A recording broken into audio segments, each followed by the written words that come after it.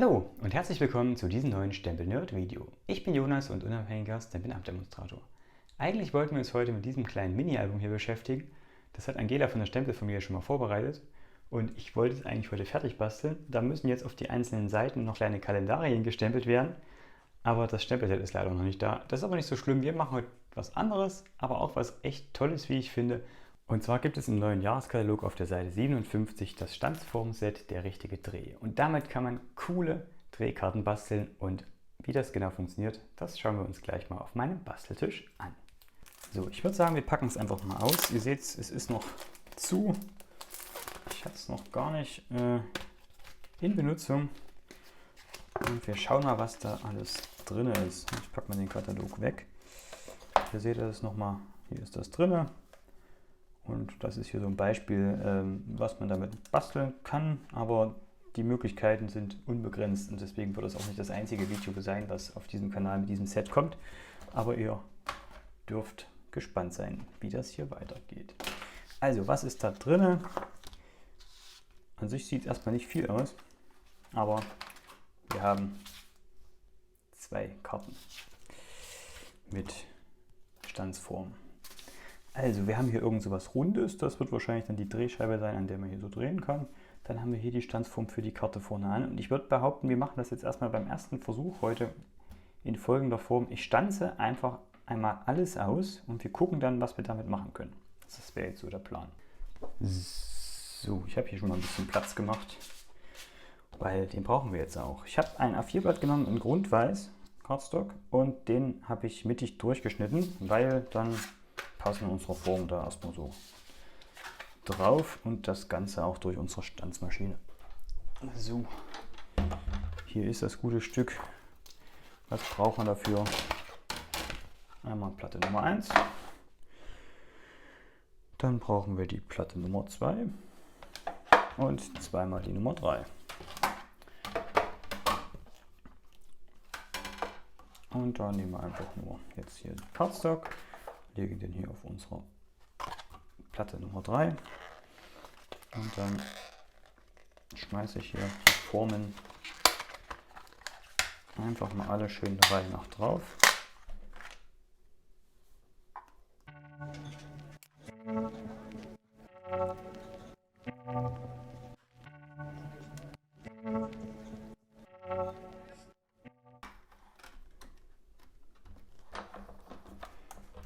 Und dann können wir quasi schon einmal durchleiern.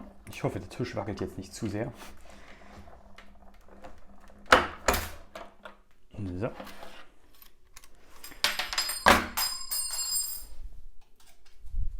Und das Ganze machen wir jetzt noch mit den zweiten Formen.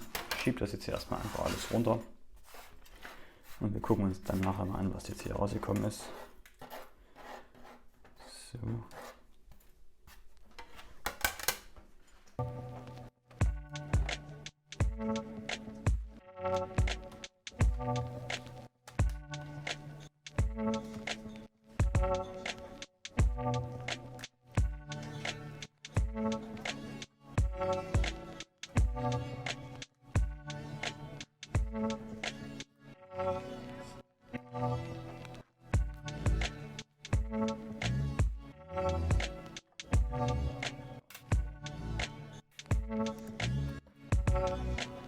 So, ich tue die Stanzmaschine schon mal weg.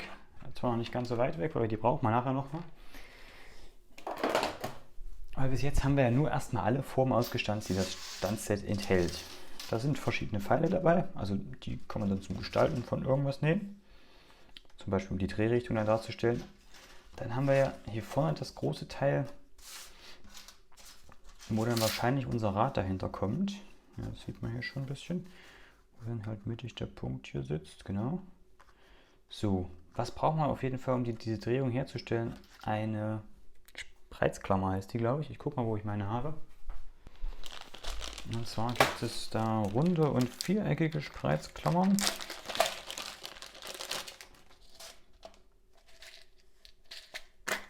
Und wir nehmen einfach jetzt mal hier eine runde kleine Spreizklammer in weiß.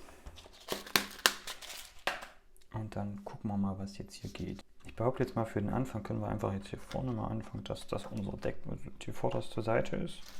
Dahinter kommt dann unser Rad. So. Und jetzt könnte man das ja wahrscheinlich dann so machen, dass man sagt, man tut innerhalb des ersten Blattes noch weitere Sachen ausstanzen. Und da sind halt jetzt die verschiedenen Formen für da. Also klar, unser Drehmechanismus wird wahrscheinlich immer so sein. Ja. Und wir können halt überlegen, wollen wir einen Ausschnitt zum Beispiel hier oben haben oder wollen wir einen herzförmigen Ausschnitt irgendwo hier drüben haben. Das ist halt dann komplett uns überlassen und deswegen ist dieses Set halt auch so vielseitig, weil es halt tausende Möglichkeiten bietet, wie man das Ganze kombiniert und welche Form man wo ausstanzt. Und dann ist zum Beispiel auch wieder möglich, dass man hinter dem Drehrad noch ein weiteres Loch dann quasi in die Scheibe stanzt, zum Beispiel dann so, um dann nochmal Sachen anzuzeigen, die hinter der Karte sind. Also wir können Sachen in die Karte reinkleben, die man erst sieht, wenn man dann die Scheibe an die richtige Stelle dreht. Und somit gefühlt quasi mit dieser einen Scheibe 4 Motive abbilden, wenn ich es jetzt richtig im Kopf habe. Ich habe es aber nicht probiert. Wir müssen das probieren, dann sehen wir, wie es funktioniert. So, was haben wir denn noch alles hier dabei? Das tue ich mal zur Seite. Auf jeden Fall sehr schöne Form, die mit immer diese schöne, wie heißt denn das? Stickmuster? Ich weiß es nicht.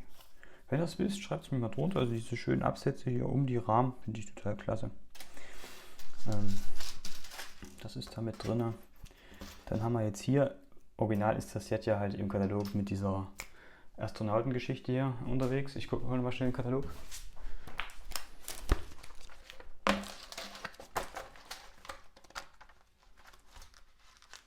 Was hatte ich gesagt? 57, gell?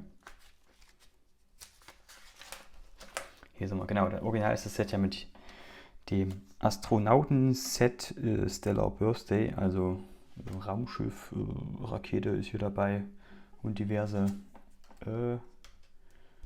Himmelskörper, wenn wir es mal so nennen. Also Sterne sind dabei, Wolken und auch ein paar kleine Planeten, wenn ich das so richtig sehe. Aber ich habe dieses Set ohne dieses Stempelset gekauft, weil ich erstmal einfach nur gucken möchte, wie diese Funktion halt ist. Gestalten kann ich es ja mit allen möglichen Stempeln, die ich bei mir einfach hier liegen habe. Das heißt, alles, was jetzt hier mit Wolken und Sternen zu tun hat, ist jetzt erstmal nicht ganz unser Thema. Das packe ich mal zur Seite und dann machen wir uns gleich mal dran, zusammen eine Karte mit diesem Stanzformset zu gestalten.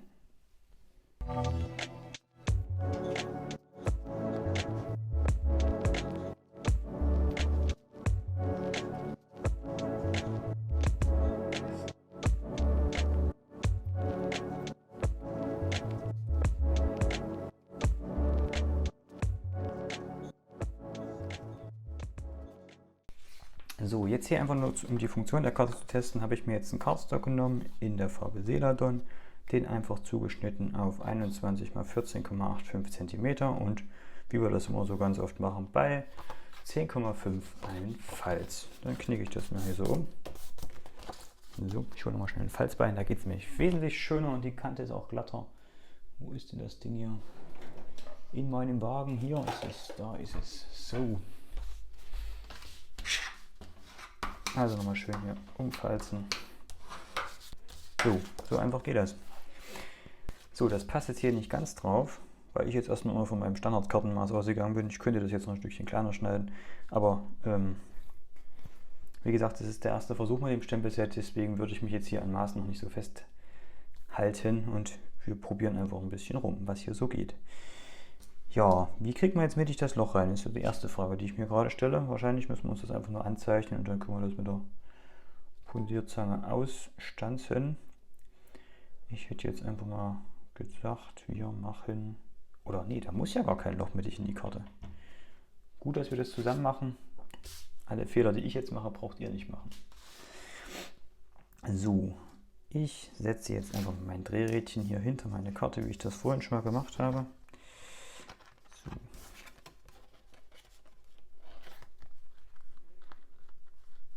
Gut. Soweit, so gut.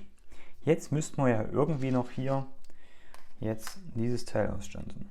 Jetzt ist halt die Frage, was geht eigentlich hiermit? Hätte man das hier so reinsetzen können? Nee, gut.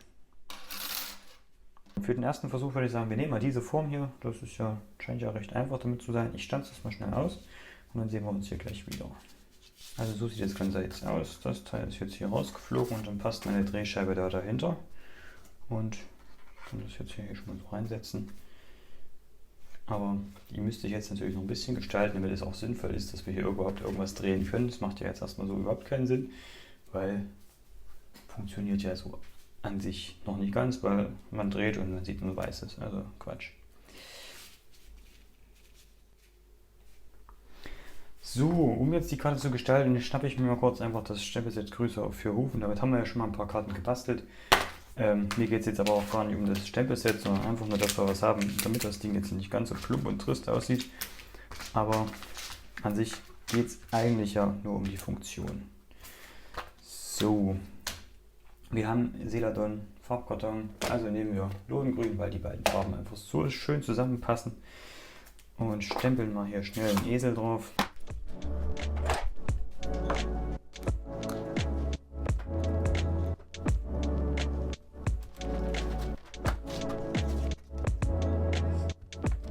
So, da ist noch der Esel.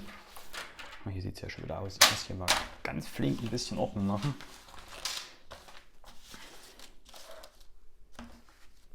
Ja. Falsche Seite. So.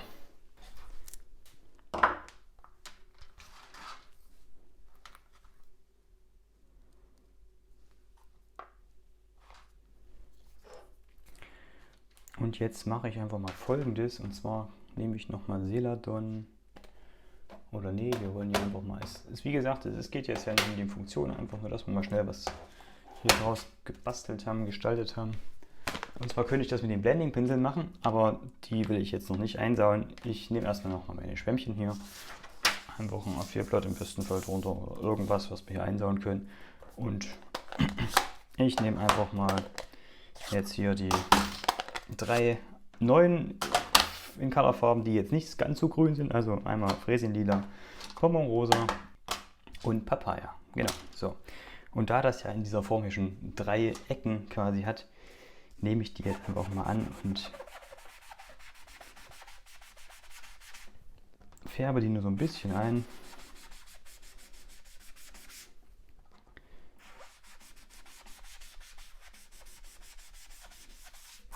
So, dann geht es hier weiter mit Bonbonrosa.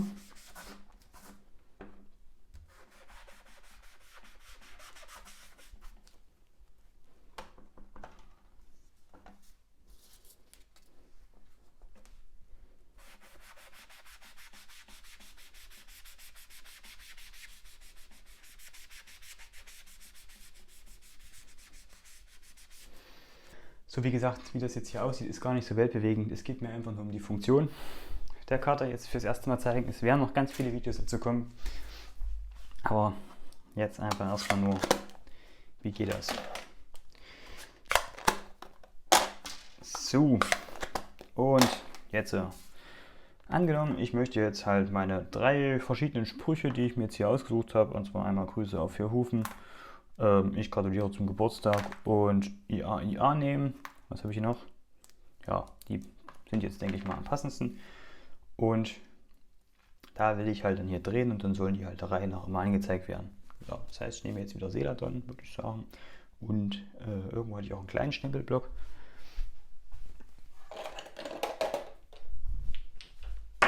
Genau, hier ist er. Und dann setzen wir die 3 Sprüche einfach mal hier drauf. Jetzt habe ich wieder zu doll aufgedrückt. Übermotiviert.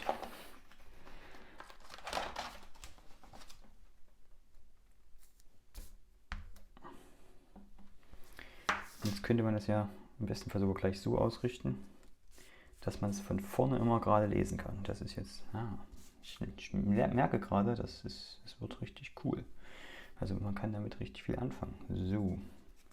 Ich könnte es jetzt hier auch so machen, dass man es hinter das Teil legt, dann durchguckt und dann sieht man ja gleich schon, wie es dann aussieht, wenn man es auf die Stelle gedreht hat, die man dann da auswählt. Dann könnte man hier durchstempeln. Wir probieren das. So. Ja, ich drücke ein bisschen doll auf, ihr seht das.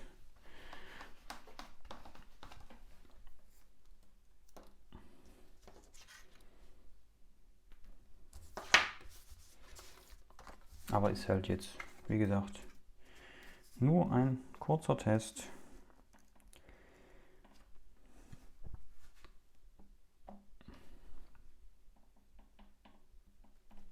Aber ich kann es auch ordentlich, also es ist nicht so, dass es überall verwischt.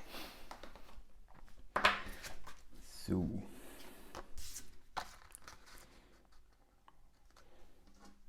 Tja, Spreizklammer. Hier durch, nach hinten umgeknickt. Ihr könnt ja noch viel vielschichtiger werden. Also ihr könnt noch was davor setzen, noch was sich dann da so reindreht. Das ist alles kein Thema. Wie gesagt, mir geht es nur hier drum, was jetzt hier erstmal so abgeht. So.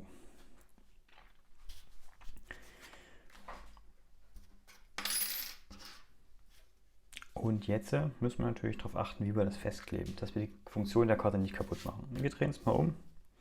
Hier wird es sehr eng, da würde ich gar nicht bis ran kleben. Also das sollte man dafür sorgen, dass sich das hier frei drehen kann und hier drüben dann nicht schleift. Ich klicke es mal hier auf den Untergrund, da sieht man das vielleicht ein bisschen besser.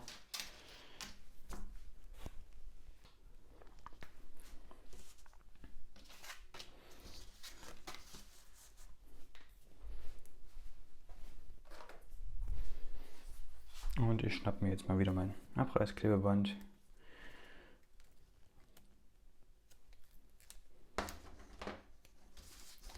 Und fange dann hier an der Reihe nach oben und einmal im Kreis quasi die Kanten mit dem Abreißklebeband zu versehen. Und muss aber aufpassen, dass ich nicht direkt an das Drehrad komme. Ich meine, ist ja logisch, wir wollen ja, dass es sich dreht und nicht, dass es klebt.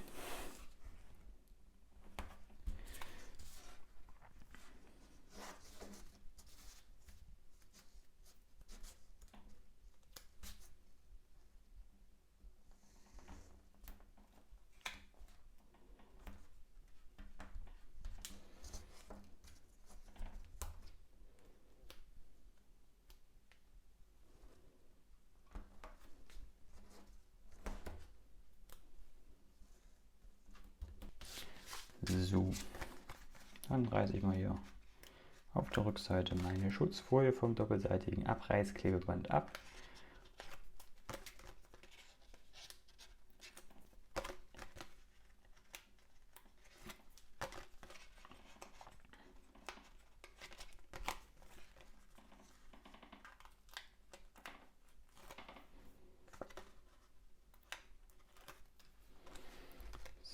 Und dann setze ich das hier halbwegs zentriert. Wie gesagt, mein Kartenmaß ist jetzt nicht ganz so, dass es symmetrisch ist oben und unten. Hätte ich ein bisschen kleiner wählen können. Ich könnte es auch einfach zentrieren und dann unten nochmal abschneiden, aber ich klebe es jetzt einfach erstmal hier so drauf. Ja, so sieht das jetzt aus der Nähe aus. Wir können jetzt hier in dem Rädchen drehen. Vielleicht ist auch, wenn man die Karte ein bisschen schmaler gestaltet, die Möglichkeit zu drehen dann auch ein bisschen einfacher, oder man stanzt hier einfach dann noch was aus. Geht auch, wie gesagt, erster Versuch. Und ich habe jetzt hier beim Stanzen und Stempeln so ein bisschen entdeckt, was alles in diesem Set steckt. Nicht nur, weil es sich reimt, sondern auch, also es sind unendliche Möglichkeiten, die sich dadurch ergeben. Also wir können ja verschiedenste Formen aus unserem Cardstock hier vorne ausstanzen. Wir könnten auch eckige Formen nehmen. Wir können Herzchen, Förmchen nehmen. Also es ist echt viel dabei und ich denke mal, da lässt sich viel machen und da werden auch noch einige Videos zu diesem Stanzenset kommen. Und damit die Karte jetzt nicht ganz verloren aussieht, habe ich hier nochmal kurz irgendwo einen zum Geburtstag drauf. In diesem Fall aus dem Stempelset mit Mehrwert. So.